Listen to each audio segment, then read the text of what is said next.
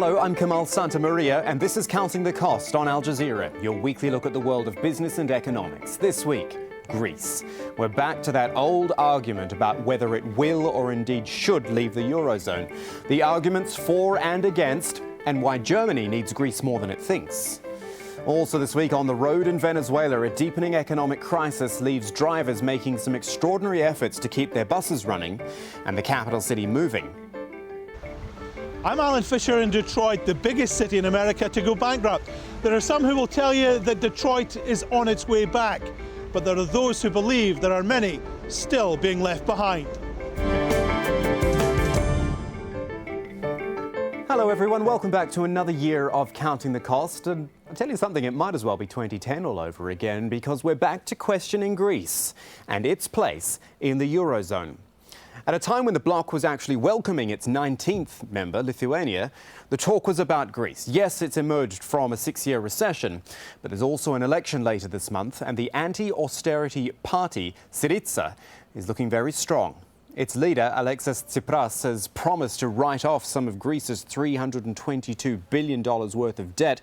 A grand and dramatic gesture it is, but behind it is the truth that Greece just can't live with this sort of burden.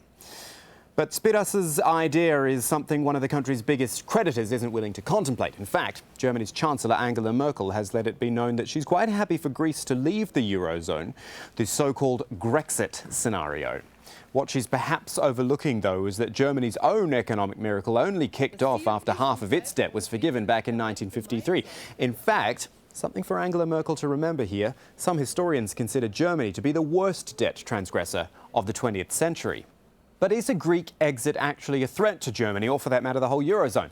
Of course, the prospect of one nation leaving leads to speculation about others, and we're talking about Cyprus, Spain, Italy here. But here's the case that Berlin actually needs Greece and the Eurozone intact. Because without the euro, the economy would shrink by 0.5 percentage point a year to 2025. That's a loss of 1.2 trillion euros, or $1.4 trillion, 200,000 fewer jobs as well. Or, put another way, of the 332 billion euros generated by countries being in the Eurozone in 2010, Germany got half of those proceeds. So to quote an old song by The Clash, should I stay or should I go? John Soropoulos looks at the arguments for and against in Greece. Thomas Kourkouvis' grandfather first opened this general store 80 years ago. The family business at the port of Piraeus near Athens reflects just how difficult life has become for consumers and entrepreneurs. Consumers have less money in their pockets. As far as I'm concerned, growth hasn't come yet. 2014 was by far the worst year in our history, and the first days of 2015 suggest this year will be even worse.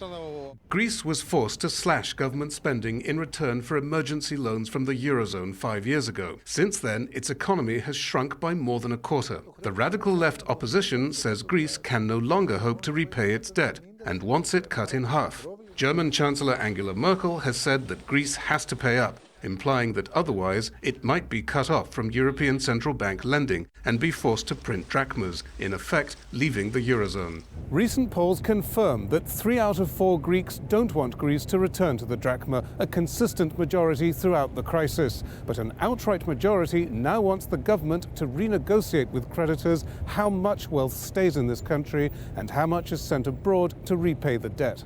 The local trade federation says returning to the drachma would leave the country even less prosperous and unable to pay its debts. We make about 30 billion euro exports and 58 billion imports.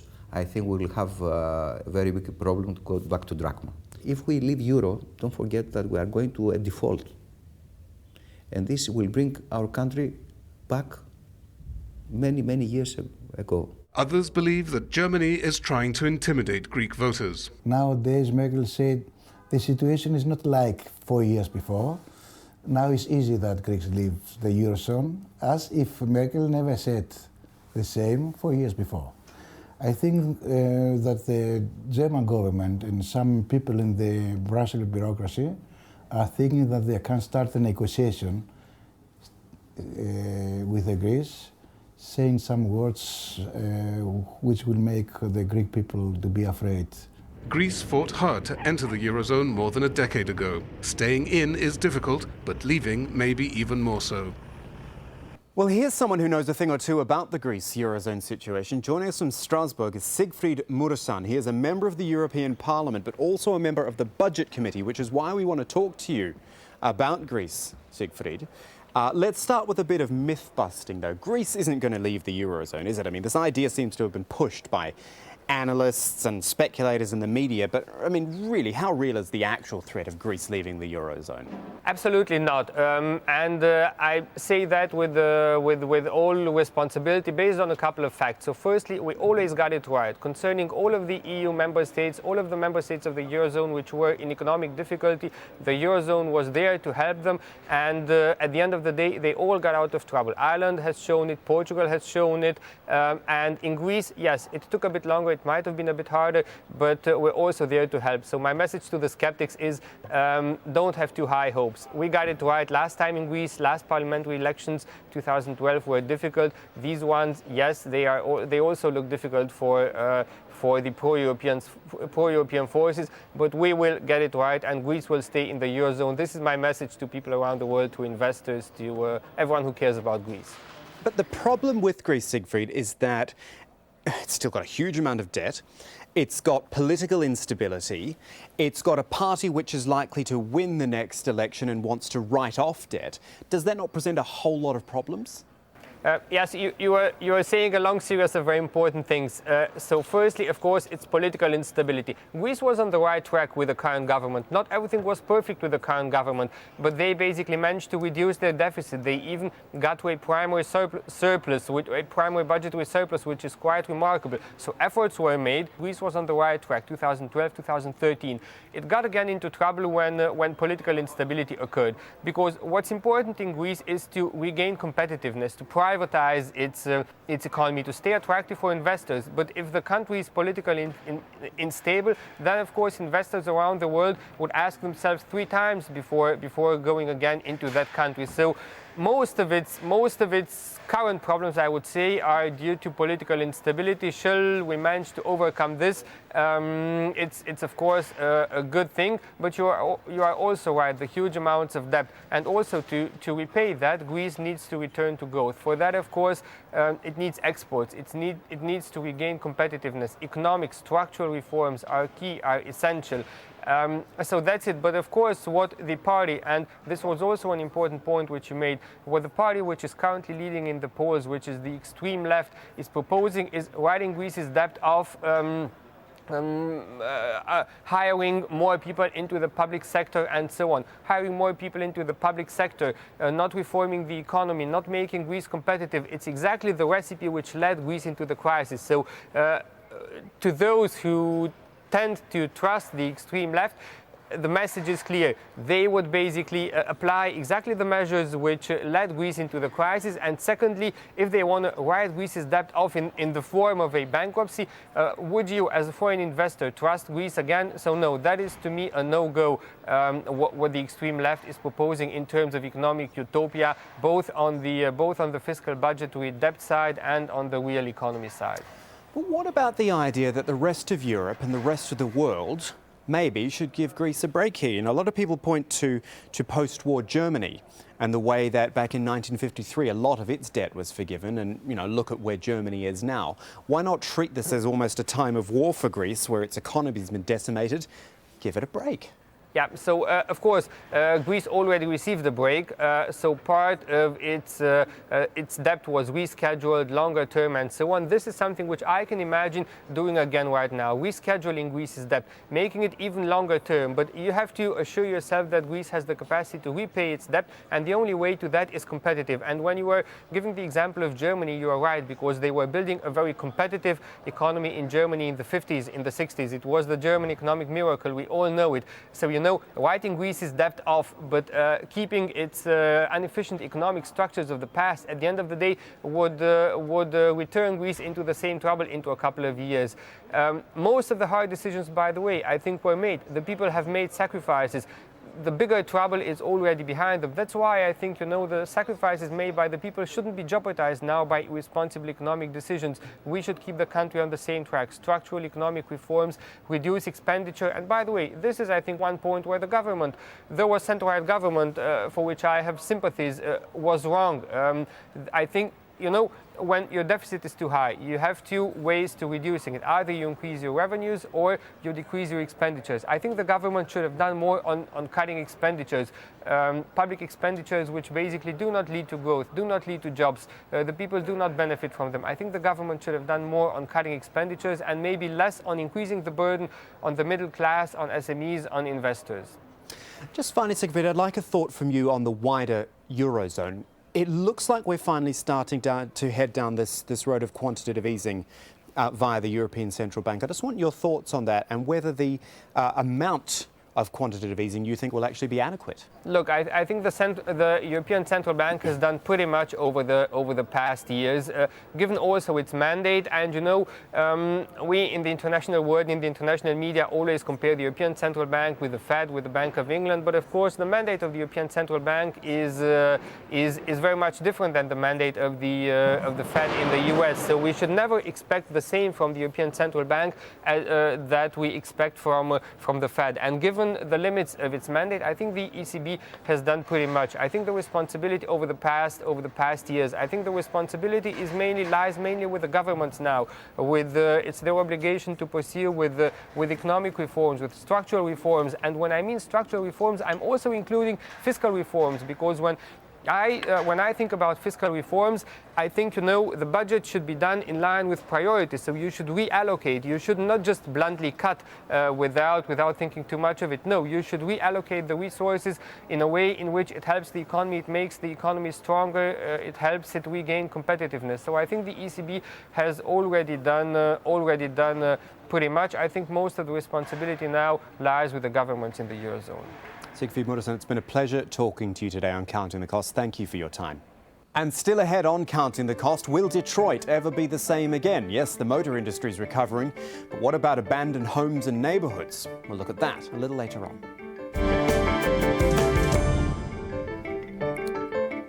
Right now, though, oil prices, they've fallen again this past week to well below $50 a barrel, the lowest point since April of 2009. Of course, it's good for consumers. Petrol prices are going down, but not for the producers. And that includes the United States, where the future of thousands of ad hoc, small-time oil wells is under threat too. Tom Ackerman tells us about that from Pennsylvania. Outside the McDonald's restaurant in Bradford, Pennsylvania, stands a century-old relic of the oil industry's dawn. In an area where the world's first industrial well was drilled in 1859, this one is still pumping, and so are hundreds more scattered around the town. These so-called stripper wells can draw up to a couple of barrels a day from the huge pool of crude that lies beneath the surface. And it'll probably do this it's been doing it since 1882. It'll probably go another 100 years if we're allowed to do it. We don't get regulated out of business. Looking at them individually, these wells don't seem very impressive, but there are more than 400,000 of them operating in the U.S., and they account for 11% of U.S. total oil production. In 2012, by comparison, these marginal wells matched all of OPEC member state Qatar's output. The latest innovations in horizontal drilling and hydraulic fracturing could extend the working life of these wells, but as the price of crude has fallen by almost half in the past year, many operators are shutting down. They say the profit is no longer there and complain that burdensome government rules threaten their long-term survival. At least at $100 oil, there was some possibility of compliance, with the regulations, but losing almost 50% of the price of your product over a 3-month period, it's just stifling, suffocate. The steep price decline has also forced big companies with expensive fracking costs to curtail their expansion plans. Permit applications for new drilling in the U.S. dropped by almost 40% in just the month of November. Bill Klein, who spent 70 years in the oil drilling business, says he doesn't know how much longer his town can stay active in the industry that first put it on the map. It's not ever going to be like it was, but we're keeping a refinery running, and that's keeping Bradford. If that refinery doesn't have enough oil to run, God bless Bradford, because there won't be anything left. But if the price of crude doesn't start recovering soon, no amount of oil that's still left to pump here will be enough. Oil's pretty important to a country like Venezuela too, and a deepening recession there, along with soaring inflation, is taking its toll. Not just in the numbers, you know, something as simple and fundamental as the public transport system is a perfect example. From Caracas, Monica Villamizar looks at that. These men look like they know what they're doing, but they tell us they are bus drivers trying to fix their vehicle, because if they don't, no one else will. Not only is there a shortage of spare auto parts and motor oil, there are also not enough car mechanics. It's a do-it-yourself new reality, as they hammer away at a transmission box, while others examine the foreign-made engines. Dollars are regulated by the government in Venezuela, and with a shortage of cash, importers can't buy spare parts manufactured abroad. Plus, there's a 60% inflation, one of the highest in the world. You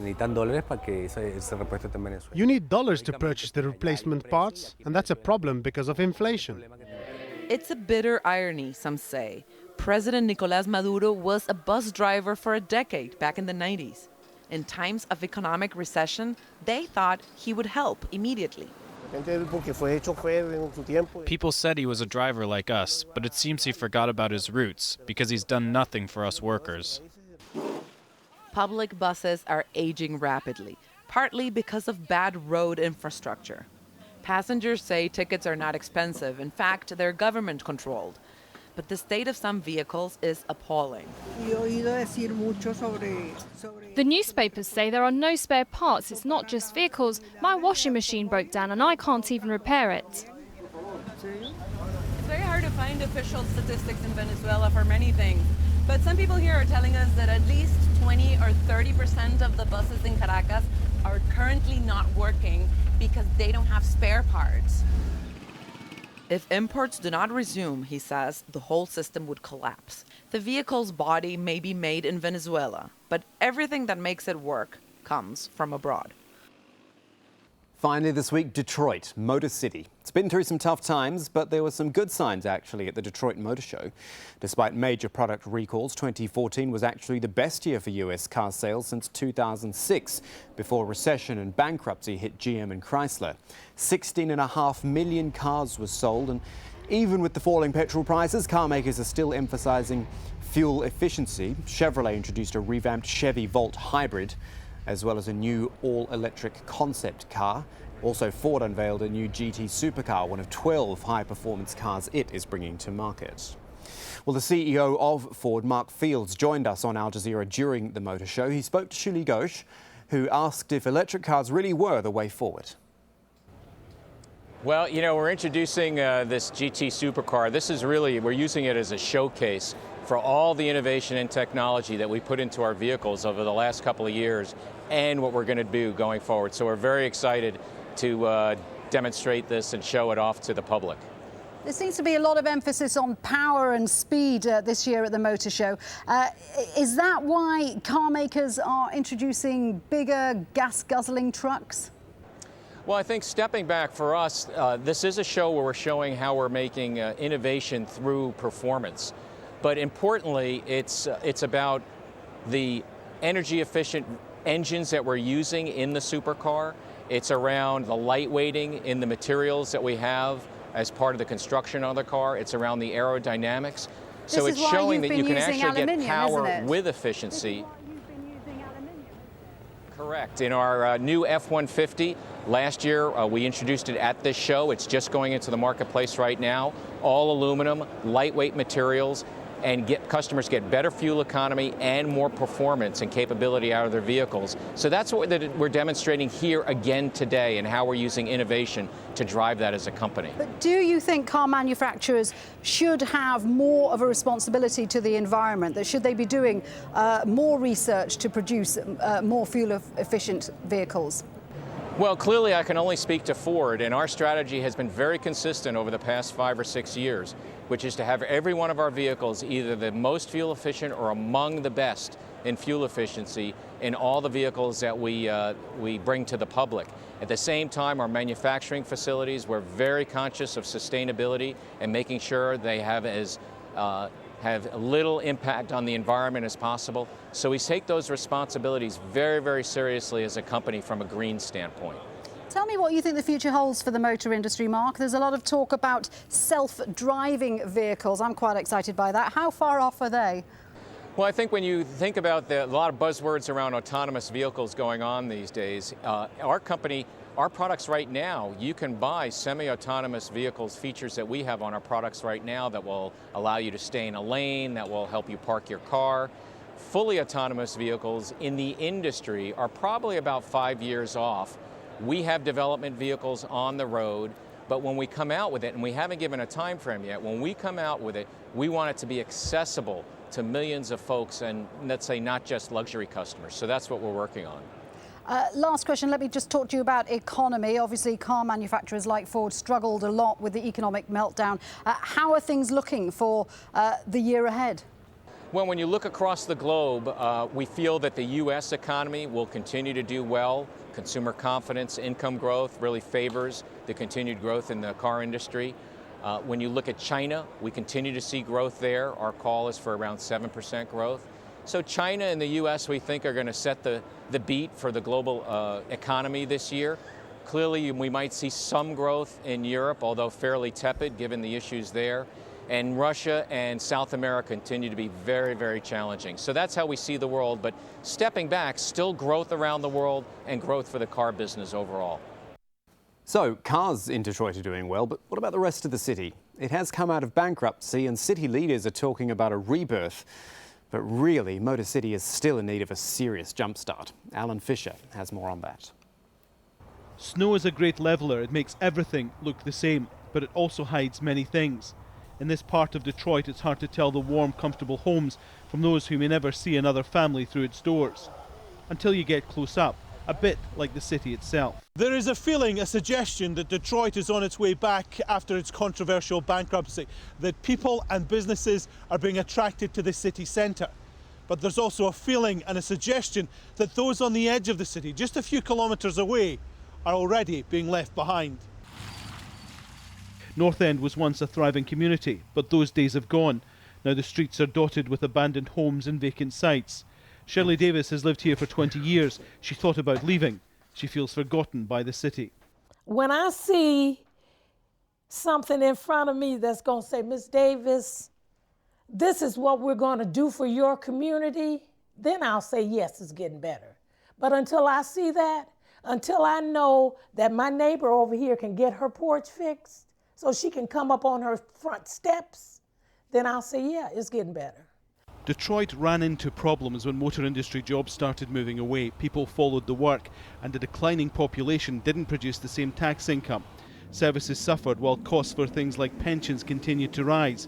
Around $20 million in debt, the city filed for bankruptcy. One expert says the city and all its neighbourhoods have changed forever. There are parts of the city that are simply never going to be the sort of neighbourhood that the people who grew up there remember growing up in.